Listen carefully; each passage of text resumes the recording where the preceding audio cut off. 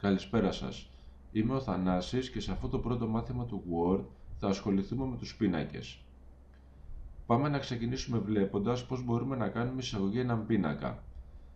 Για να μπορέσουμε να κάνουμε εισαγωγή έναν πίνακα, κάνουμε κλικ στην κορδέλα εισαγωγή, στην εντολή πίνακας και μετά στην επιλογή εισαγωγή πίνακα. Από αυτό το παράθυρο διαλόγου θα πρέπει να αριθμίσουμε το μέγεθος του πίνακα. Θα πρέπει να αριθμίσουμε δηλαδή πόσες στήλες και πόσες γραμμές θέλουμε να έχει ο πίνακας. Θα αριθμίσουμε τον πίνακα ώστε να έχει 4 στήλες και 5 γραμμές. Τέλος, πατάμε OK και βλέπουμε τον πίνακα στην οθόνη. Θα πρέπει να δώσουμε λίγο προσοχή τώρα, γιατί εάν έχουμε κάνει κλικ μέσα στον πίνακα, είναι ανοιχτές η καρτέλα σχεδίαση και η καρτέλα διάταξη, οι οποίες ανήκουν στα εργαλεία του πίνακα. Αυτές οι δύο καρτέλες φαίνονται, είναι ενεργοποιημένες δηλαδή, μόνο εάν έχουμε κάνει κλικ μέσα στον πίνακα. Εάν έχουμε κάνει κλικ έξω από τον πίνακα, αυτές οι δύο καρτέλες είναι κλειστές. Από αυτές τις δύο καρτέλες μπορούμε να κάνουμε όλες τις δυνατές μορφοποιήσεις του πίνακα. Οτιδήποτε δηλαδή χρειαστεί ο πίνακας είναι σε αυτές τις δύο καρτέλες. Για να μπορέσουμε τώρα να μορφοποιήσουμε τον πίνακα θα πρέπει να μάθουμε να επιλέγουμε τις γραμμές, τις στήλες και τα κελιά του πίνακα. Για να μπορέσουμε να επιλέξουμε μία γραμμή του πίνακα, βάζουμε το δείκτη του ποντικού στο αριστερό περιθώριο και ο δείκτης του ποντικού γίνεται βέλος, το οποίο δείχνει προς τα μέσα. Εκεί πατάμε μία φορά το αριστερό κλικ και η πρώτη γραμμή έγινε επιλογή. Με αριστερό κλικ και σύρσιμο προς τα κάτω μπορούμε να επιλέξουμε συνεχόμενες γραμμές. Για να μπορέσουμε τώρα να επιλέξουμε μία στήλη του πίνακα, βάζουμε το δείκτη του ποντικού στην κορυφή της στήλης και ο δείκτης του ποντικού γίνεται μικρό μαύρο βέλος, το οποίο δείχνει προς τα κάτω. Εκεί πατάμε μία φορά το αριστερό κλικ του ποντικού και η στήλη έγινε επιλογή. Με αριστερό κλικ και σύρσιμο μπορούμε να επιλέξουμε γειτονικές στήλες. Για να επιλέξουμε ολόκληρο τον πίνακα, βάζουμε το δείκτη του ποντικού στο πάνω αριστερό μέρος του πίνακα, σε αυτό το σημαδάκι εδώ, και εκεί πατάμε μία φορά το αριστερό κλικ του ποντικού. Ο πίνακας έχει γίνει επιλογή. Για να επιλέξουμε ένα κελί του πίνακα, βάζουμε το δείκτη του ποντικού στην αρχή του κελιού. Εδώ. Εκεί ο δείκτης του ποντικού γίνεται μικρό μαύρο βέλος. Εκεί πατάμε μία φορά το αριστερό κλικ και το κελί έγινε επιλογή. Για να μπορέσουμε να εισάγουμε δεδομένα σε έναν πίνακα είναι πολύ εύκολο. Κάνουμε κλικ στο κελί που θέλουμε να γράψουμε κάτι και ξεκινάμε την πληκτρολόγηση. Θα εισάγουμε και στις στήλες και στις γραμμές αρρύθμιση, την οποία θα χρειαστούμε στη συνέχεια του μαθήματος. Τον αριθμό 3 δεν θα τον πληκτρολογήσουμε και θα δούμε παρακάτω γιατί.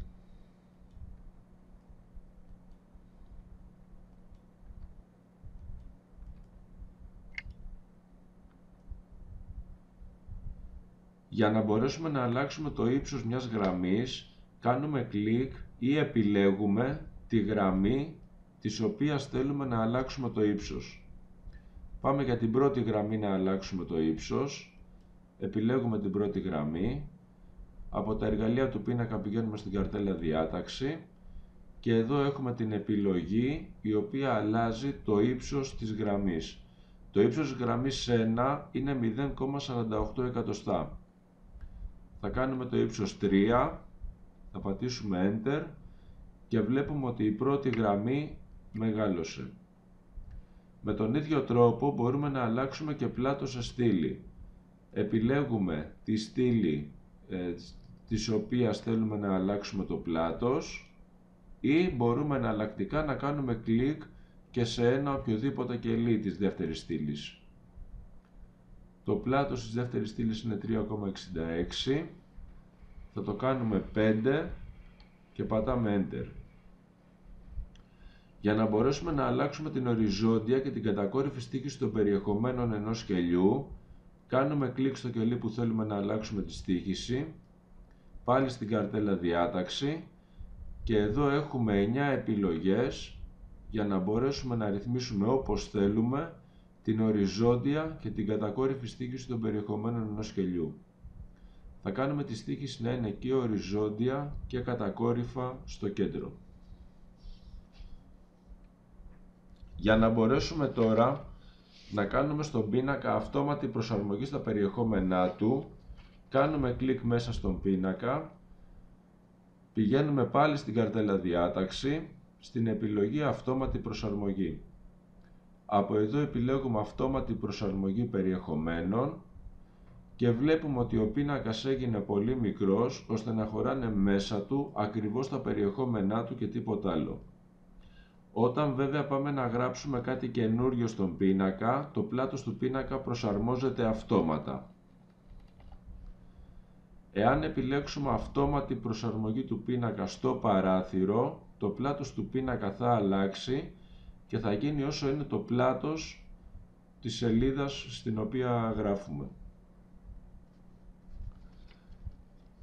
Για να μπορέσουμε τώρα να εισάγουμε καινούργιες γραμμές ή στήλες, στο παράδειγμα εδώ λείπει η γραμμή με αριθμό 3, οπότε για να μπορέσουμε να εισάγουμε τη γραμμή που λείπει, ή κάνουμε κλικ στη γραμμή με αριθμό 4 ή την επιλέγουμε. Πατάμε πάνω της δεξί κλικ, επιλέγουμε εισαγωγή και γραμμές απάνω. Οπότε η γραμμή που έλειπε από πριν τώρα μπήκε. Με τον ίδιο τρόπο μπορούμε να βάλουμε και καινούργιες στήλες. Μας λείπει η στήλη με αριθμό 3, οπότε επιλέγουμε τη στήλη με αριθμό 2, πατάμε πάνω της δεξί κλικ, εισαγωγή, στήλες δεξιά. Μπορούσαμε να είχαμε επιλέξει τη στήλη με αριθμό 4 και να πατάγαμε στήλες αριστερά, όχι δεξιά. Εάν τώρα θέλουμε να εισάγουμε ένα καινούριο κελί στον πίνακα, στη θέση παράδειγμα εδώ, στο κελί με αριθμό 1, θέλουμε να βάλουμε ακόμα ένα κελί. Οπότε επιλέγουμε το κελί με αριθμό 1, πατάμε δεξί κλικ και επιλέγουμε εισαγωγή, κελιά. Τα κελιά όλα θα μετακινηθούν προς τα κάτω. Εδώ θα εισάγουμε ένα μόνο κελί. Δεν κάνουμε εισαγωγή ολόκληρη γραμμή, ολόκληρη στήλη όπως πριν.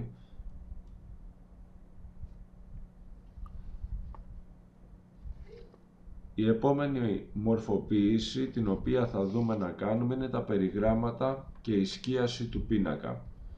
Εάν θέλουμε να αλλάξουμε χρώμα σκίαση στον πίνακα, τότε επιλέγουμε τον πίνακα, πηγαίνουμε στην καρτέλα σχεδίαση, στην επιλογή σκίαση και από εδώ διαλέγουμε ένα χρώμα όποιο θέλουμε.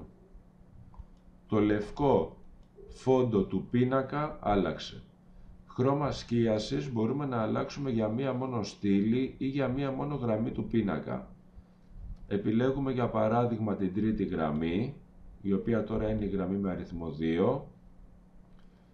Πηγαίνουμε πάλι στη σχεδίαση, πάλι στη σκίαση και επιλέγουμε ένα καινούριο χρώμα. Το χρώμα της τρίτης γραμμής άλλαξε.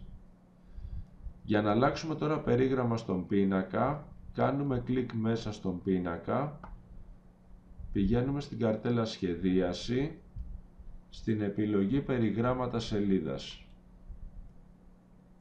Από αυτό το παράθυρο πηγαίνουμε στην καρτέλα περιγράμματα και αλλάζουμε το στυλ του περιγράμματος, διπλή γραμμή, το χρώμα και το πλάτος. Στην προεπισκόπηση βλέπουμε ότι αυτές οι τρεις αλλαγές που κάναμε φαίνονται και στο εξωτερικό περίγραμμα του πίνακα, αλλά και στο εσωτερικό περίγραμμα του πίνακα. Εάν τώρα εμείς θέλουμε άλλο περίγραμμα εξωτερικά του πίνακα και άλλο περίγραμμα εσωτερικά, τότε θα πρέπει να πατήσουμε προσαρμογή, να ρυθμίσουμε το εσωτερικό περίγραμμα του πίνακα με ένα διαφορετικό χρώμα και με ένα άλλο πλάτος, και αυτό τώρα το καινούριο περίγραμμα θα μπει στο εσωτερικό μέρος του πίνακα από αυτές τις δύο επιλογές. Τέλος πατάμε OK και βλέπουμε την αλλαγή στο παράθυρο. Για να μπορέσουμε να διαγράψουμε τώρα μία γραμμή που δεν χρειαζόμαστε, επιλέγουμε τη γραμμή που δεν θέλουμε, κάνουμε πάνω της δεξί κλικ και πατάμε διαγραφή γραμμών. Με τον ίδιο τρόπο μπορούμε να διαγράψουμε και στήλες. Οπότε επιλέγουμε τη στήλη που δεν χρειαζόμαστε, κάνουμε πάνω της δεξί κλικ και πατάμε διαγραφή στυλών. Εάν τώρα θέλουμε να διαγράψουμε όλο τον πίνακα, επιλέγουμε τον πίνακα, κάνουμε πάνω του δεξί κλικ και πατάμε διαγραφή πίνακα. Κάνουμε ανέρεση, γιατί θα χρειαστούμε τον πίνακα για να ολοκληρώσουμε το μάθημα. Το τελευταίο πράγμα το οποίο θα σας δείξω είναι πώς μπορούμε να κάνουμε συγχώνευση κελιών. Θα συγχωνεύσουμε τα κελιά της δεύτερης γραμμής του πίνακα. Οπότε επιλέγουμε τη δεύτερη γραμμή του πίνακα, κάνουμε δεξί κλικ πάνω στην επιλεγμένη γραμμή και πατάμε συγχώνευση κελιών. Με τη συγχώνευση κελιών βλέπουμε ότι πολλά κελιά γίνανε ένα καινούριο μεγάλο. Εδώ τελειώνει το μάθημα με τους πίνακες. Σας ευχαριστώ για την προσοχή σας.